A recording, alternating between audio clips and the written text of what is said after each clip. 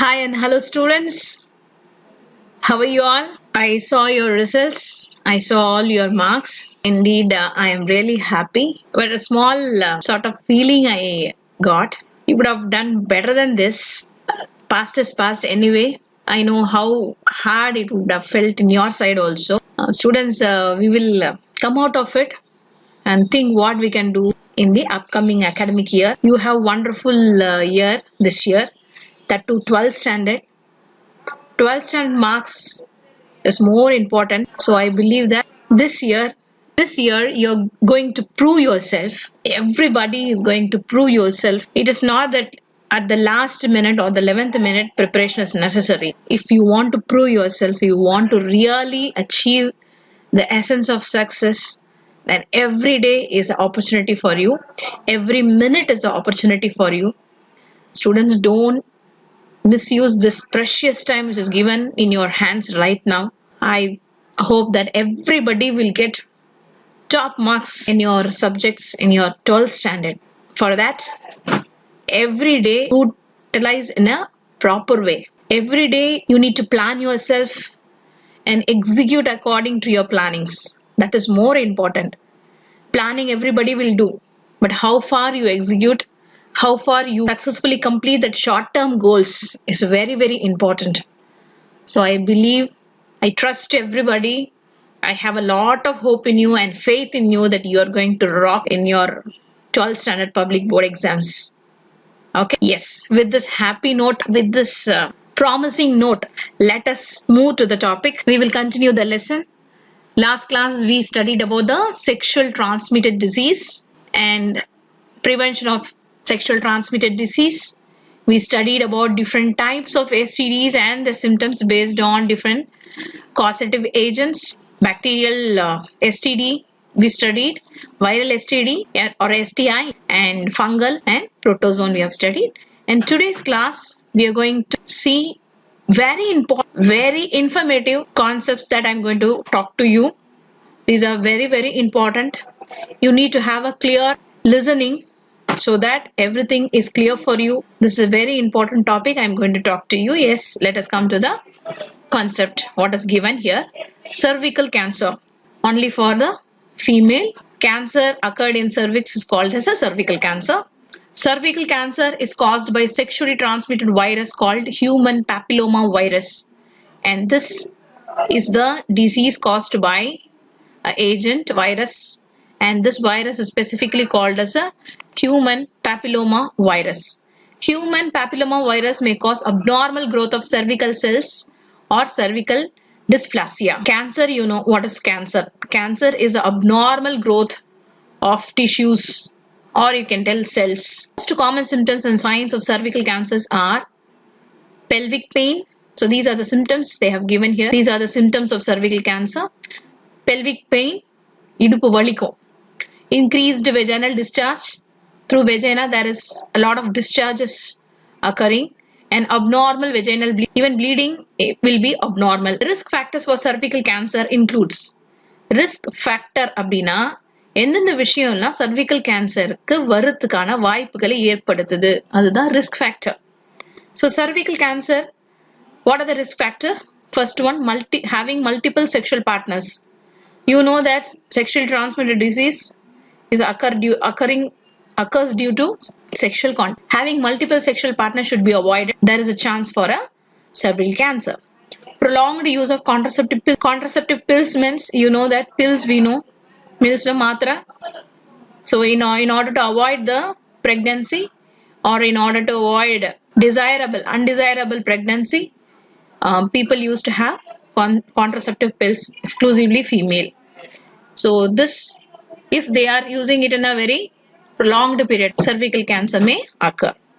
Cervical cancer can be diagnosed by Papanicolau smear. PAP smear. Smear na tissues கொஞ்சம் எடுக்கிறது, அந்த cervical cancerல இருக்க tissues கொஞ்சமா எடுத்து அதில் டெஸ்ட் பண்ணி பார்க்கறது. Combined with HPV test, human papilloma virus test, X-rays, CT scan, MRI and PET scan may also be used to determine the stages of cancer. So cancerல நிறைய stages இருக்கு. stage, second stage, third stage அப்படின்ற மாதிரி நிறைய stage. It can be easily identified by these are the methods in which the cervical cancer can be diagnosed. Okay, treatment. Let us come to treatment. The treatment options for cervical cancer includes radiation therapy, surgery, chemotherapy. இதெல்லாம் ரொம்ப கொடுமையானது. Radiation therapy, surgery and chemotherapy. Now, modern screening techniques can detect the precancerous changes in the cervix. So nowadays we have a modern techniques screening na check பண்றது. நான் ஏற்கனவே ஒரு information சொல்லியிருந்தேன். தமிழ்நாடு அவங்களும் என்ன பண்றாங்க, இந்த cervical கேன்சரும் இந்த breast கேன்சருக்கும் செக் பண்றாங்க. எல்லாருக்கும் ஃப்ரீயா போய் செக் பண்ணுவாங்க. எல்லா இடத்துலயும் கேம்ப் போட்டு ஃபீமேலுக்கு ஃப்ரீயா செக் பண்ணுவாங்க. ஸோ அந்த மாதிரி செக் பண்ணும்போது என்ன ஆயிடுதுன்னா, அதாவது ஈஸிலி தே கேன் டிடெக்ட் வர்றதுக்கு முன்னாடியே, இந்த கேன்சர் டிஷ்யூஸ் வர்றதுக்கு முன்னாடியே there will be some precancerous changes in the cervix. இந்த ஸ்டேஜ்ல கண்டுபிடிச்சிட்டோம்னா it can be cured easily. Okay, so therefore screening is recommended for women above 30 years once in a year. So once in a year 30 years ஆனாலே நம்மளே என்ன பண்ணோம், வாலண்டரியில போயிட்டு ஒரு கைனி பார்த்து we should undergo this cervical precancerous change in the cervix test. Okay, cervical cancer can be prevented by vaccination. இந்த வைரஸ்க்கான against ஒரு வேக்சினம் கண்டுபிடிச்சிட்டாங்க. So vaccination is a better option to prevent this disease. Primary prevention begins with the HPV vaccination of girls aged 9 to 13 years. அதுக்கு ஒரு vaccine இருக்கு, இது ஞாபகம் வச்சுக்கோங்க. HPV vaccination of girls 9 to 13 years. So before they come to puberty, injected before they become sexually active. In the vaccine before they attain the puberty is given. Modification lifestyle also help in preventing cervical cancer. சரி, நம்ம life ஸ்டைல்ல என்னென்ன changes பண்ணோம்னா இந்த cervical கேன்சர்ல இருந்து தப்பிக்கலாம். ஒன்னு, healthy diet, avoiding tobacco usage, preventing early marriages, practicing monogamy and regular exercise minimize the risk of cervical cancer. So once again I will just explain. இது எல்லாமே ரொம்ப ரொம்ப important. இங்க என்ன கொடுத்திருக்காங்க, how can we prevent cervical cancer? What are the changes that we have to take in our lifestyle so that cervical cancer is not occurring? One, healthy diet, avoiding tobacco usage, இது உங்களுக்கு தெரியும். Preventing early marriages, that is not possible now. Practicing monogamy, அதாவது ஒருவனுக்கு ஒருத்தி, அந்த விஷயத்தை நம்ம practice பண்ணணும், right? And regular exercise minimize the risk of cervical cancer. Regular exercise பண்ணிட்டே இருந்ததுன்னா இந்த cervical கேன்சர் வராது. Okay, so we have seen the entire concept of cervical cancer. ஃபர்ஸ்ட்ல நம்ம என்ன பார்த்தோம், what is it we have seen? We have seen about the causative agent. What is the exact causative agent? Second, we saw what are the symptoms. Third, we saw what are the risk factor. These are the two one. And next, fourth, we come across the diagnostic method to check or screen this cervical cancer. எந்த method மூலமா நம்மளால detect பண்ண முடியும், இந்த கேன்சரை detect பண்ண முடியும் பார்த்தோம். Then we saw what are the options for treatment, how the way or how the treatment is done. These are the treatment. And finally we saw that there is a vaccination, okay, and there is a screening. At the age of 31 year, once in a year a woman should go for a gynae and just have a screening test for a cervical cancer at least once a year. And then the vaccination is available, and that vaccination should be put to the female child before puberty, so in order to avoid the cervical cancer. And finally we saw what are the changes that we have to in the regular daily activities so that one can prevent the cervical cancer. Now we will move to the next one, infertility. Infertility na inability to reproduce. இது ஒரு வேர்ட்ல சொல்லணும்னா inability to reproduce. But you will be getting questions for 2 marks. So inability to conceive or produce children even after unprotected sexual cohabitation is called infertility. So this is the way in which you have to define infertility. Is it clear for you? This is the exact definition you need to give for 2 marks. That is the inability of the man to produce sufficient number of or quality of sperms, or a impregnant woman, or inability of women to become a pregnant or maintain a pregnancy. இது ரெண்டு பேருக்குமே உண்டு, ரெண்டு ஜெண்டருக்கும் உண்டு. ஒன்னு மேலுக்கு வந்து அந்த குவாலிட்டி ஆஃப் ஸ்பெர்ம் வந்து ரொம்ப ரொம்ப இன்சஃபிஷியண்டா இருக்கு. And we are going to see all the reasons why this infertility occur in male and female. We are going to see. Yes. Now we are going to see the cause for the infertility are. So why this infertility occurs? So these are the causes. What are they? Tumors, கட்டி, formed in the pituitary or reproductive organs. உங்களுக்கு தெரியும் hormone தான் எல்லாத்துக்குமே காரணம். So ஹார்மோன்னா எங்க இருந்து உற்பத்தி ஆகுது? ஹைப்போதலாமஸ் அண்ட் பிட்யூட்டரி கிளாண்ட்ல இருந்து உற்பத்தி ஆகுது, ரைட்? ஸோ அங்க இந்த மாதிரி டியூமரோ இல்ல அங்க ஏதாவது டேமேஜ் இருந்தாலோ இல்லைன்னா ரீப்ரொடக்டிவ் ஆர்கன்ஸ் அங்க இந்த டியூமர் இருந்ததுன்னா infertility problem occur ஆகுது. 1. Inherited mutation of genes responsible for the biosynthesis of sex hormone. உங்களுக்கு தெரியும் each gene produce a protein. Okay, protein is involved. எல்லாமே வந்து chemical composition.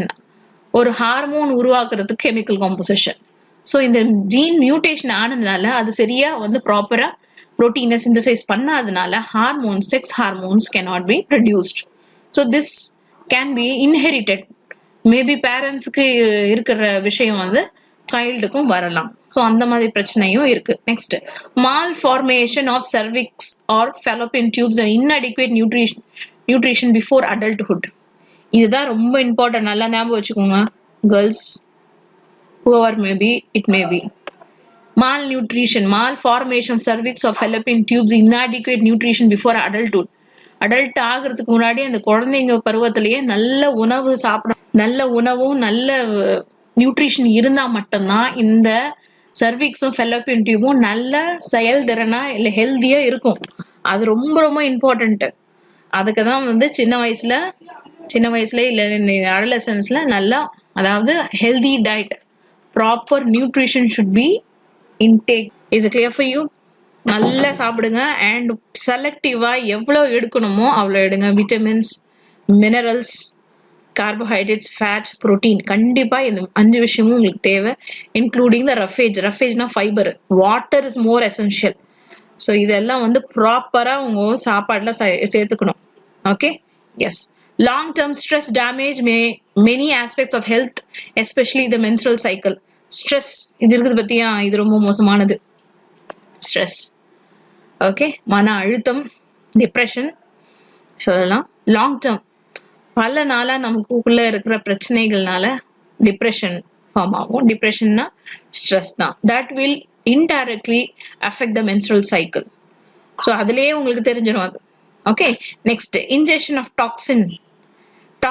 நிறைய சாப்பாடுல நம்ம வந்து சாப்பிடும் போது நமக்கே தெரியாம toxicity we are consuming. Okay, அந்த மாதிரி டாக்ஸிக் போனாலும் இந்த பிரச்சனை வரும். டாக்ஸிக்னா என்ன? டாக்ஸிக்னா ஹெவி மெட்டல் கேட்மியம். சில நேரத்துல இந்த மீன்ல அதாவது பொல்யூட்டட் வாட்டர்ல இருக்க மீன், வளர்க்குற மீன், அந்த மீனை சாப்பிடும் போது இந்த மாதிரி டாக்ஸின் வந்து நம்ம உடம்புக்குள்ள போய் சேரும். அதே மாதிரி heavy pesticides and insecticide use பண்ண எந்த பிளான்ஸ் ஆனோ எந்த ஃப்ரூட்ஸ் வெஜிடபிள்ஸோ நம்ம கண்டினியூஸா சாப்பிட்டுனே இருந்தோம்னா கண்டிப்பா அது வந்து ஒரு டாக்ஸின் சப்ஸ்டன்ஸ் தான்.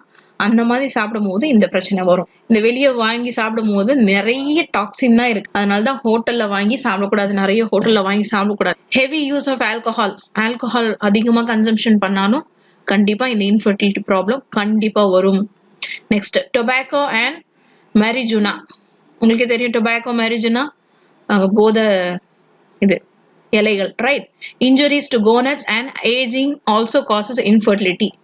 இன்ஜுரிஸ் டு கோனட்ஸ் வந்து இன்ஜுரி ஆகுது. மேலுக்கு வந்து டெஸ்டிகல்ஸ் அண்ட் ஃபீமேலுக்கு வந்து ovary. And finally last one, ageing also cause infertility. That is nature.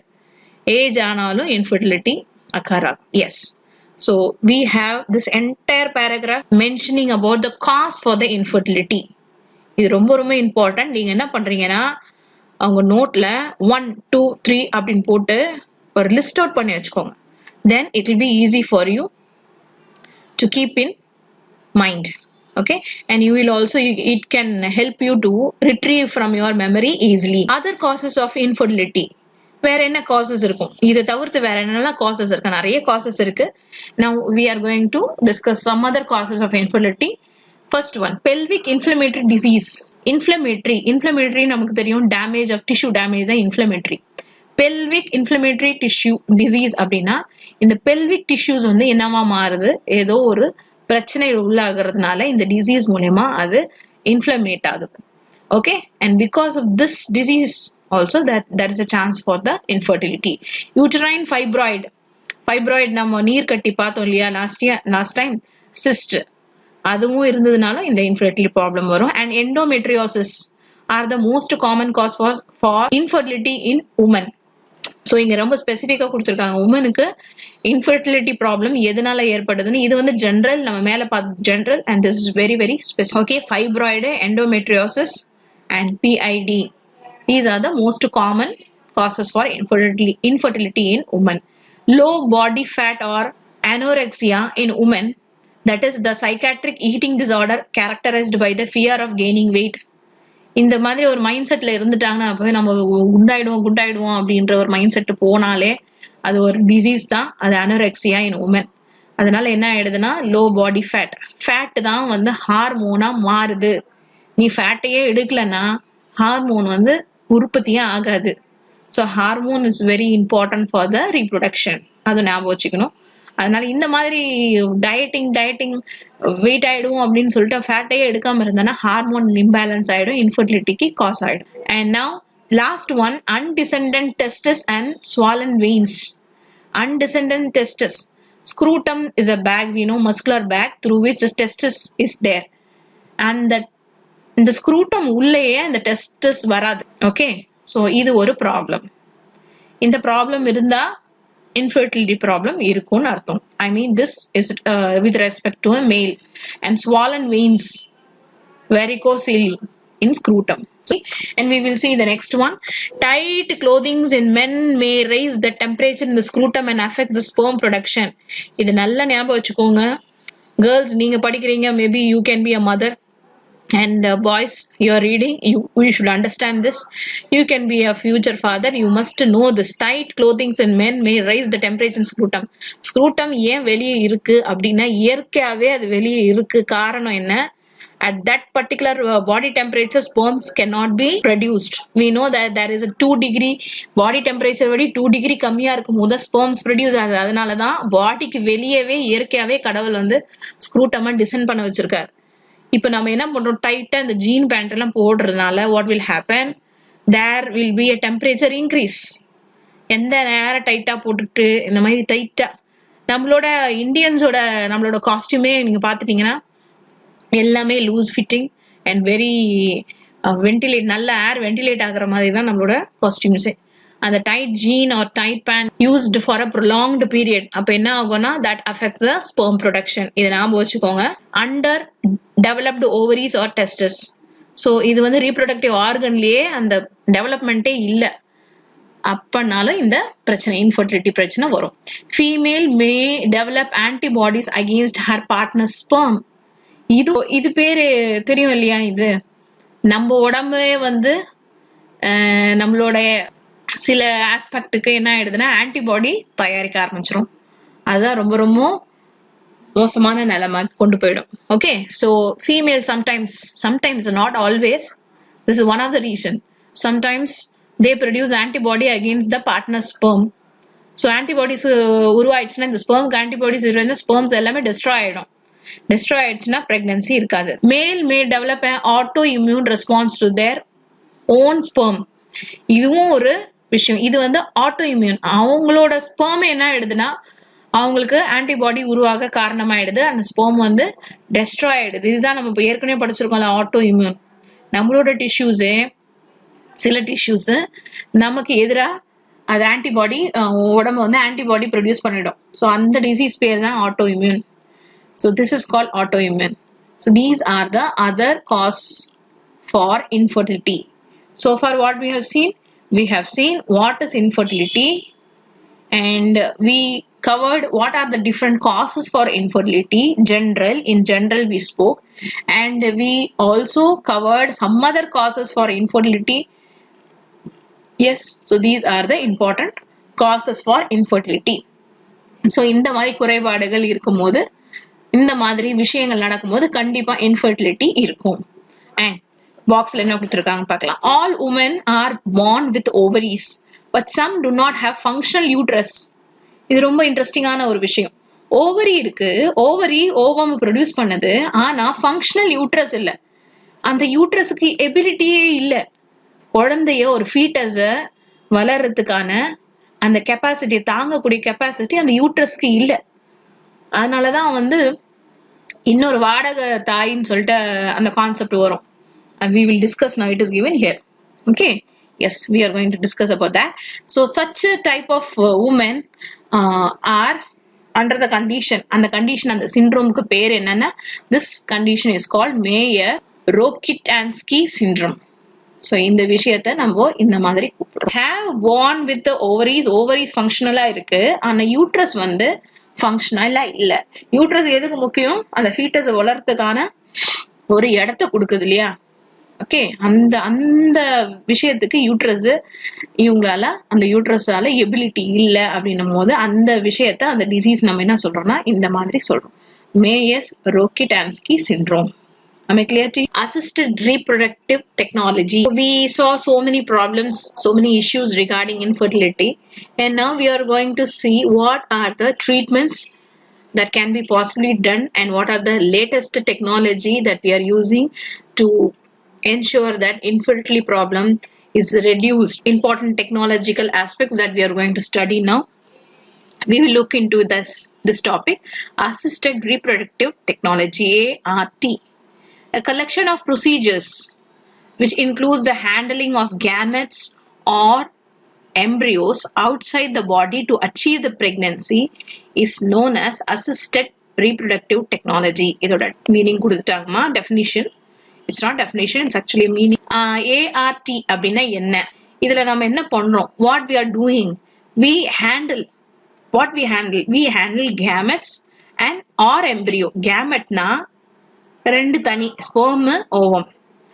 இப்படியும் ஹேண்டில் பண்ணலாம், இல்லைன்னா அது ஃபெர்டிலைஸ் ஆகி எம்ப்ரியோவும் வெளியே எடுத்து ஹேண்டில் பண்ணலாம். Okay, we are going to handle these two important aspects outside the body. அதாவது பாடிக்குள்ளேயே வச்சு நம்ம ட்ரீட் பண்ணாம அதை எடுத்து வெளியே வச்சு நம்ம அதை ட்ரீட் பண்ணிட்டு, okay, to achieve what? To achieve a pregnancy is known as assisted reproductive technology. I think this is clear for you. And now we have many procedures. என்னென்ன procedures இருக்கு? Different types of procedures இருக்கு. And today I am going to cover only this page till zygote intrafallopian transfer I am going to cover. And next class on Friday we will see. It increases the chance of pregnancy in infertile couples. Infertile couple, குழந்தை பிறக்காதவங்க நிறைய பேர் இருக்காங்க இல்லையா, அவங்களுக்கு இந்த procedures பண்ணலாம். ART include intrauterine insemination, IUI. Okay, இந்த வார்த்தைக்கு அர்த்தமே உங்களுக்கு தெரிஞ்சிடும். Intrauterine insemination. Insemination already we have studied, isn't it? For animal husbandry. In animal husbandry with regards to cow and bull, we studied about the artificial insemination. I think you know that we have studied in your 11th standard. Yes, the same thing we are going to do in the human being also. And second one, in vitro fertilization. Okay, in vitro, we will see what are they. Next, IVF அப்படின்னு சொல்லுவாங்க. இந்த வார்த்தை இப்போ வந்து ரீசெண்டா நீங்க TV open பண்ணாலே உங்களுக்கு தெரியும், நிறைய ஃபர்டிலிட்டி சென்டர் எங்கிட்ட வாங்க ஐவிஎஃப் பண்றோம்னு சொல்றாங்க இல்லையா, அதுதான் இந்த IVF. What is IVF? We will see now. Next, embryo transfer, ET. Next, zygote intrafallopian transfer, ZIFT, ZIFT. Next, gamete intrafallopian transfer, GIFT. Next, intracytoplasmic sperm injection, ICSI. Next, pre-implantation genetics diagnosis. Next, oocy and sperm donation and surrogacy. Surrogacy அப்படின்னா வாடகை தாய் அப்படின்வாங்க. Okay, so these are the various technological aspects. Now let us focus each and every different types of methods and technologies so that you will be clear with it. Start with first one, uterine insemination.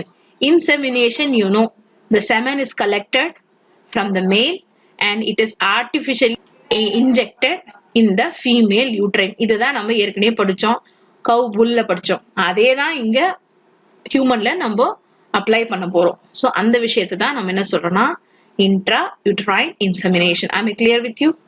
This is a procedure to treat. யாருக்கு இந்த IUI யாருக்கு பண்ணணும், எந்த மாதிரி சிச்சுவேஷன்ல இருந்ததுன்னா இந்த IUI பண்ணணும். Treat infertile men with a low sperm count. அப்படின்னா யாருக்கு பண்ணோம்னா பிரச்சனை யார்கிட்ட இருக்கு, மென் கிட்ட இருக்கு.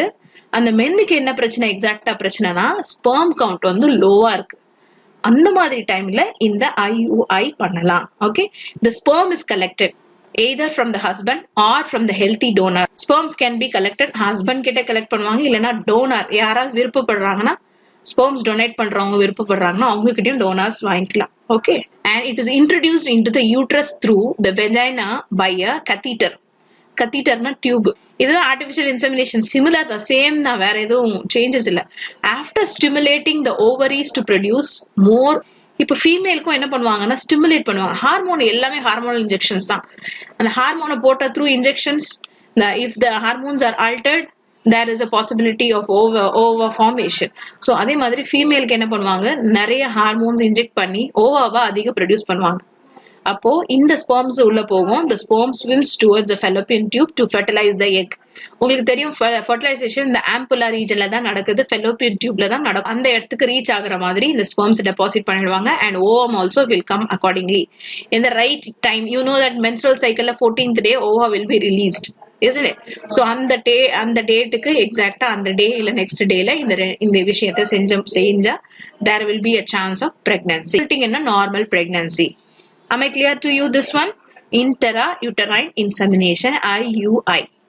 Okay, first what you should write, to whom you should.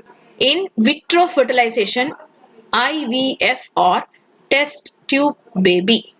இத test tube baby சொல்றோம். என்ன test tube baby னா test tubeல பேபி பிறக்க அந்த மாதிரி நினைச்சுக்காதீங்க. பேபி வந்து யூட்ரஸ்ல தான் இருக்கணும், யூட்ரஸ்ல தான் வளரணும். ஆனா அதுக்கு முன்னாடி இருக்க ப்ரொசீஜரை நம்ம வெளியே எடுத்து நம்ம பண்றோம். அதனாலதான் அதுக்கு பேர் என்னது, in vitro. Is it clear for you? In this technique நம்ம என்ன பண்ணணும், sperms and eggs are allowed to unite outside the body. sperm தனியா மேல் கிட்ட இருந்து எடுத்துறோம், எக் வந்து ஃபீமேல் கிட்ட இருந்து எடுத்துறோம். இது ரெண்டுத்தையும் நம்ம என்ன பண்றோம், ஒரு டிஷ்ல போட்டு, இது நம்ம வந்து இதுலயும் செய்வோம் இல்லையா, நம்ம ஹியூமன்ல ஸ்பெர்மையும் எக்கையும் வெளியே தனித்தனியா எடுத்து வெளியே ஒரு டிஷ்ல போட்டு அதை ஃபியூஸ் பண்றோம், அதாவது fertilisation. This takes place outside the body. அதனால தான் நம்ம இதை என்ன சொல்றோம்னா in vitro fertilization அப்படின்றோம். Is it clear? In the laboratory, in the clinical laboratory conditionல இது நம்ம செய்யறோம். One or more fertilized eggs may be transferred. இப்போ fertilize ஆயிடுச்சு, எக்கும் ஸ்பெர்மும் ஃபெர்டிலைஸ் ஆயிடுச்சு, நிறைய இருக்கும். அதுல சூஸ் பண்ணோம் நம்ம which is very very healthy fertilized egg. எக்குன்னு வரும்போது அது ஃபெர்டிலைஸ்ட் ஆகும்போது நம்ம என்ன சொல்றோம், அது ஜைகோட்னு சொல்றோம். So you need to choose a healthy zygote. அதை சூஸ் பண்ணி அதை ப்ராபபிளி எப்பவுமே இந்த மாதிரி பண்ணும்போது 2 ஜைகோட்டா எடுப்பாங்க. ஓகேவா? ஸோ ஒரு ஜைகோட்டு சரியா ஆகலைன்னா கூட இன்னொரு ஜைகோட்டு வளருன்றதுக்காக ட்வின்ஸ் தான் அவங்களுக்கு ப்ராபபிளா இந்த சிச்சுவேஷன், இந்த தெரப்பி ஆர் இந்த ட்ரீட்மெண்ட்ல ட்வின்ஸ் தான் வந்து என்ஹான்ஸ் பண்ணுவாங்க. Okay, fertilized egg may be transferred into the woman's uterus where they may implant in the uterine lining and develop. Excess embryo may be cryptoprism. So அவங்களுக்கு வந்து இந்த மாதிரி பண்ணுவாங்க. அந்த மாதிரி பண்ற போது அவங்களுக்கு என்ன எப்படி வரும்னு தெரியாது, ப்ராபபிலிட்டி தெரியாது, அதோட சக்சஸ் ரேட் தெரியாது. அதனால ஏற்கனவே இன்னும் நம்ம ஃபெர்டிலைஸ்டு எக்கும் ஸ்பெர்மும் இருக்கிறதுனால அதை வந்து என்ன பண்ணுவாங்கன்னா ஸ்டோர் பண்ணி ஃப்ரோசன்ல ஸ்டோர் பண்ணி வச்சுப்பாங்க. மேபி இந்த ஃபர்ஸ்ட் அட்டெம்ப்ட் வந்து சரியா ஆகலைன்னா மேபி இந்த second attempt they can use that frozen zygote for future use. Is it clear for you? Initially, IVF was used to treat a woman with a blocked, damaged or absent fallopian tube. இப்போ யாருக்கு இந்த IVF பண்ணணும் அப்படின்னு பார்த்தோம்னா, யாருக்கு குறைபாடு இருக்குன்னா, அப்புறம் என்ன பிரச்சனை, அவங்களுக்கு என்ன பிரச்சனை, யூ நோ தட் ஃபெர்டிலைசேஷன் இங்க என்ன நம்ம பண்றோம், மெயினா ஃபெர்டிலைசேஷன் தான் பண்றோம். ஃபெர்டிலைசேஷன் பண்ற இடம் எது, fallopian tube. அப்போ அந்த fallopian tubeல ஏதோ பிரச்சனை இருக்கு, ரைட்? ஸோ fallopian tubeல பிளாக்டா இருக்கலாம், இல்ல டேமேஜா இருக்கலாம், இல்ல ஆப்சென்டாவே இருக்கலாம் fallopian tube. அதனாலதான் அந்த பிரெக்னன்சி அங்க நடக்கல. ஸோ இதை நம்ம வெளியே செஞ்சு திருப்பியும் எடுத்துட்டு போய் யூட்ரஸ்ல இம்ப்ளான்ட் பண்ணிட்டோம்னா baby can grow, the pregnancy can be continued. So this is the method. Today IVF is used to treat many causes of infertility. The basic steps in an IVF treatment cycle are ovarian stimulation, egg retrieval, fertilization, embryo culture and embryo transfer. Is step by step சொல்லிட்டு இருக்காங்க பாரு இந்த IVF basic steps. First என்ன steps? எப்பவுமே ovarian stimulation. ovarian stimulationனா hormones போட்டு ஓவரிஸை enhance பண்றது, produce பண்றது, ஓவாவை produce பண்றது. ஓகே, அடுத்தது எக் ரிட்ரீவல், எக்கை கலெக்ட் பண்றது. அடுத்தது ஃபர்டிலைசேஷன், டெஸ்ட் டியூப்ல நம்ம ஃபர்டிலைஸ் பண்றோம். அடுத்தது எம்ப்ரியோவை உருவாக்குறது, எம்ப்ரியோ கல்ச்சர், ஜைகோட். அடுத்தது அந்த எம்ப்ரியோவை நம்ம என்ன பண்றோம், அந்த ஜைகோட்டை திருப்பியும் மதரோட யூட்ரஸ்ல இம்ப்ளான்ட் பண்றோம். இதுதான் IVF. Okay, now some more aspect is given now. இதோட எக்ஸ்பிளேஷன்ஸ் இங்க கொடுத்துருக்காங்க இந்த பேராகிராஃப்ல. Egg retrieval is done by the minor surgery. சரி, எக் எப்படி எடுப்பாங்க? ஃபீமேல் யூட்ரஸ்ல இருந்து எக் எப்படி எடுப்பாங்க? Egg retrieval is done by the minor surgery under general anaesthesia. ஸோ ரெண்டு அனஸ்தீஷியா இருக்கு. ஒன்று வந்து உங்களுக்கு வந்து ஜெனரல் அனஸ்தீஷியா. ஜெனரல் அனஸ்தீஷியா ஃபுல்லாவே மயக்கம் வந்துடும், என்ன நடக்குதுன்னே நமக்கு தெரியாது. இன்னொன்று வந்து பேக் போன்ல ஸ்பைனல் கார்ட்ல போடுற இன்ஜெக்ஷன் மூலமா அனஸ்தீஷியா, அதாவது only to that particular part will become numbness. numbnessனா மறுத்து போயிடும், மற்றபடி ஆக்டிவா அவங்க இருப்பாங்க. Okay, so this is general anesthesia using ultrasound guide after 34 to 37 hours of HCG. அதாவது இன்ஜெக்ஷன் இதாகும். பிரெக்னெண்டா இருக்கும் போது என்ன ஹார்மோன்ஸ் இருக்கும் அப்படின்னா இது ஹெச்சிசிஜி ஒரு ஹார்மோன் இல்லையா, அந்த ஹார்மோன் என்ன பண்ணுவாங்கன்னா இன்ஜெக்ட் பண்ணுவாங்க ஆர்டிபிஷியலா. இதுதான் இங்கேயும் கொடுத்துருக்காங்க பாரு. ஓவேரியன் ஸ்டிமுலேஷன்னா ஓவரியை ஸ்டிமுலேட் பண்றது. ஓவரி ஸ்டிமுலேட் பண்ணோம்னா இந்த ஹார்மோனை இன்ஜெக்ட் பண்ணாதான் ஓவரி ஸ்டிமுலேட் ஆகும். இந்த இன்ஜெக்ஷன் கொடுத்து 34 to 37 ஹவர்ஸ்க்குள்ள என்ன ஆயிடும்னா ஓவா வெளியே வந்துடும். Okay, the eggs are prepared and stripped from the surrounding cells. At the same time, sperm preparation is done using a special media. After preparing the sperm, the eggs are brought together. நிறைய X, ஒரு egg ரெண்டு எக்ல நிறைய X produce ஆகிறதுக்கு தான் இந்த injection நம்ம போடுறோம். யூஸ்வலா ஒரு எக் தான் ஃபார்ம் ஆகும் ஒரு மந்த், பட் இந்த இன்ஜெக்ஷன் போட்டா நிறைய எக் ஃபார்ம் ஆகும். Okay, next eggs are brought together. 10,000 to 1 lakh motile sperms are needed for each egg. ஒரு எக்குக்கு எத்தனை ஸ்பெர்ம்ஸ் ரெக்வயர் ஆகுதுன்னு பாருங்க. ஸோ இந்த மாதிரி 1 lakh எக் தான் ஒரே ஃபியூஸ் பண்றதுக்கு சான்ஸ் இருக்கு, ப்ராபபிலிட்டி இருக்கு. ஸோ அவ்வளோ எக், அவ்வளோ ஸ்பெர்ம்ஸ் வேணும். Then the zygote is allowed to divide to form a 8-celled blastomere and then transfer into the uterus for a successful pregnancy. So அந்த zygote எது வரைக்கும் அவங்க வெளியே வச்சுட்டு அவங்க அப்சர்வ் பண்றாங்கன்னா ஜைகோட் வந்து என்ன ஆகும், 2 டிவைட் ஆகும், 4 டிவைட் ஆகும், அண்ட் ஃபைனலி ஒரு 8 செல் ஸ்டேஜ் வரும். அதுதான் பிளாஸ்டோமியர், பிளாஸ்டுலா நம்ம படிச்சிருக்கோம் இல்லையா. ஸோ அந்த ஸ்டேஜ்ல அதை எடுத்து திருப்பி என்ன பண்ணுவாங்க, யூட்ரஸ்ல திருப்பியும் இம்ப்ளான்ட் பண்ணிடுவாங்க. So if it is transferred into the uterus for successful pregnancy, the transfer of an embryo with more than 8 blastomere cell stage into uterus is called as a embryo transfer technique. So நம்ம என்ன உள்ள வைக்கிறோம் அப்படின்னா embryo வைக்கிறோம், அது எந்த ஸ்டேஜ்ல 8 blastomere ஸ்டேஜ்ல உள்ள வைக்கிறோம். அதனால அதுக்கு பேர் என்ன, இந்த டெக்னிக் பேரு எம்ப்ரியோ டிரான்ஸ்ஃபர் டெக்னிக். கிரையோ பிரிசர்வேஷன். இந்த எம்ப்ரியோ கூட என்ன பண்ணலாம், நம்ம ப்ரிசர்வ் பண்ணலாம், ஒரு ஃப்ரோசன்ல வச்சிடலாம். Of embryo is often used when there are more embryos than needed for a single IVF. இதுதான் அம்மா அப்பவே பார்த்தோம் இல்லையா இங்க. So cryo preserved. Okay, yes. இந்த எம்ப்ரியோவை நிறைய எம்ப்ரியோ இருக்கணும், ஆனா நம்ம வந்து 2 எம்ப்ரியோ தான் இப்ப யூஸ்வலா இப்போ பாத்தீங்கன்னா 2 எம்ப்ரியோ வைப்பாங்க.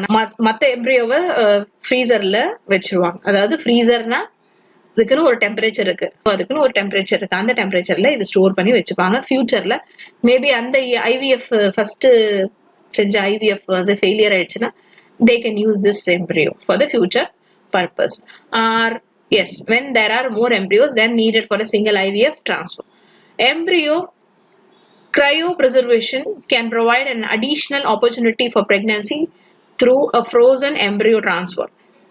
இது பேர் FET, without undergoing another ovarian stimulations and retrieval. ஸ்டிமுலேஷன்னா ஸ்டிமுலேட் பண்றது, ரிட்ரீவல்னா எடுக்கிறது. ஸோ இந்த ப்ரொசீஜரை நம்ம தவிர்க்கலாம். இன்னொரு வாட்டி அவங்களுக்கு அது ஃபெயிலியர் ஆயிடுச்சுன்னா இந்த ப்ரொசீஜர், அந்த திருப்பி அந்த HCG இன்ஜெக்ட் பண்ணி திருப்பி அந்த முட்டையை எடுக்கிற இந்த 2 விஷயத்த தவிர்க்கலாம். அதனால தான் அந்த கிரையோ ப்ரிசர்வேஷன் செய்யணும்னு சொல்றது. Okay, finally we have one more important procedure, zygote intrafallopian transfer, ZIFT அப்படின்றோம். அப்படின்னா என்ன? சேம் தான். ஓகே, இங்க நம்ம என்ன பண்றோம்னா, as in IVF the zygote up to 8 blast stage is transferred to fallopian tube by laparoscopy. இங்க IVFல நம்ம என்ன பண்றோம்னா யூட்ரஸ்ல வச்சிருவோம் யூஷுவலா. ஆனா இது ரொம்ப ஸ்பெசிபிக்கா இந்த ZIFTல நம்ம எங்க இம்ப்ளான்ட் பண்றோம் அப்படின்னா fallopian tubeல இம்ப்ளான்ட் பண்றோம். laparoscopy. The zygote continues its natural division and migrates towards the uterus where it gets implanted. Am I clear to you? நான் வந்து கிளியரா சொல்றேன், நல்ல கவனிங்க. இது IVFல நம்ம zygote 8 cell stageல, அதாவது யூட்ரஸ்க்கு வரும்போது அது என்னவா இருக்கணும்? 8 cell stageல இருக்கணும். அப்படிதான் நம்ம படிச்சிருக்கோம். எஸ், அந்த ஸ்டேஜ்ல நீங்க வெளியே வச்சு எம்ப்ரியோவை 8 cell ஸ்டேஜ் வரைக்கும் டெவலப் பண்ணி அப்புறம் இம்ப்ளான்ட் பண்ணீங்கன்னா அது IVF. ஆனா இங்க சில பேருக்கு ஃபர்டிலைசேஷன்ல தான் பிரச்சனை இருக்கும். அந்த ஃபர்டிலைசேஷன் நம்ம செஞ்சுட்டு அப்பவே அது என்ன ஜைகோட் செல் ஸ்டேஜ்ல 2N ஸ்டேஜ்ல அந்த 2 செல் டிவைட் ஆகும் போதே அதை எடுத்துட்டு போய் எங்க வச்சிடறோம்னா, எங்க இருக்கும் அது யூஷுவலா fallopian டியூப்ல தான், அந்த ஆம்புலா ரீஜன்ல தான் ஃபர்டிலைஸ் ஆகுது இல்லையா? சோ அந்த இடத்துலயே அதை லாப்ரோஸ்கோபி மூலமா அதை வச்சிடணும். வச்சுட்டு உடனே அது என்ன ஆயிடுது, நேச்சுரலா என்ன ஆகும், அது அப்படியே கிளைடாய் கீழே யூட்ரஸ்ல அது 8 செல் ஸ்டேஜ்ல யூட்ரஸ்ல இம்ப்ளான்ட் ஆயிடும். அந்த விஷயத்த பேர் தான் zygote intrafallopian transfer. Am I clear to you? இது உங்களுக்கு புரிஞ்சிருக்கும்னு நினைக்கிறேன். ஸோ IVFல 8 செல் ஸ்டேஜ்ல பண்றோம். ஆனா fallopian டியூப்ல zygote ஃபார்ம் ஆன zygote உடனே எடுத்து நம்ம என்ன பண்றோம்னா fallopian டியூப்லயே வச்சிடறோம். அது நேச்சுரலா அப்படியே டிவைட் ஆகி அப்படியே மைக்ரேட் ஆகி யூட்ரஸ்ல இம்ப்ளான்ட் ஆயிடுது. So this method is called as a zygote intrafallopian transfer. So far what we have seen about the assisted reproductive technology. You know what it is. அதுல நிறைய மெத்தட்ஸ் இருக்கு. IUET, ZIFT, ZIFT. ஸோ இது வரைக்கும் நம்ம பார்த்திருக்கோம். And next class I will talk to you about GIFT, ICSI and some other methods. And we have I hope that next class we will complete the lesson. I'll meet you on Friday. Till bye from your miss. I hope that whatever I have said in the initial of making this video would have impacted you, and let us keep that in our mind. Each day is opportunity for us. Every day is an opportunity for us. And this time, you are there in, you are all are there at your home only, and you have lot of time to sit and prepare. See, empty mind is devil's worship. அதனால நீங்க என்ன பண்றீங்கன்னா உங்களை நீங்க எக்யூப்டா வச்சுக்கோங்க, பிஸியா வச்சுக்கோங்க. இதெல்லாம் ஈஸியா நீங்க இன்னும் நீங்க படிச்சு நல்ல மண்டையில ஏத்திட்டீங்கன்னா அதுக்கப்புறம் எந்த விதமான கேள்வி கேட்டாலும் ஈஸியா ஆன்சர் பண்ண முடியும். I want everybody to listen this audio. If at all you are not getting it, one more time you just listen and get the information. ஒரு நோட் வச்சுக்கோங்க. சொல்லும் போதே இம்பார்ட்டண்டா ஏதாவது நோட் பண்ணோம் அப்படின்னா வீடியோ பாஸ் பண்ணிட்டு நோட் பண்ணி வச்சுக்கோங்க. ஓகே, அண்ட் அப்பார்ட் ஃப்ரம் நாங்க கேட்குற கொஸ்டினுக்கு தான் நீங்க ஆன்சர் பண்ணி அனுப்பணும்னு கிடையாது. நீங்க எல்லாமே இந்த லெசனை தரவு பண்ணணும். ஒரு வார்த்தையும் விடாம தான் மிஸ் சொல்லி கொடுக்குறேன். அதனால இந்த வார்த்தைகள் எல்லாத்தையும் படிச்சு தெரிஞ்சுக்கோங்க. இந்த வீடியோ பாஸ் பண்ணி ஒரு நோட்ஸ் எடுத்துக்கோங்க. நீங்களா ப்ரிப்பேர் பண்ணுங்க. Self preparation is the best preparation. Self help is the best help அப்படின்வாங்க இல்லையா? அது ரொம்பவே இம்பார்ட்டன்ட். அதனால நீங்க ப்ரிப்பேர் பண்ணுங்க. Prepare your self. This is more important. Okay. Thank you and have a nice day. Bye bye.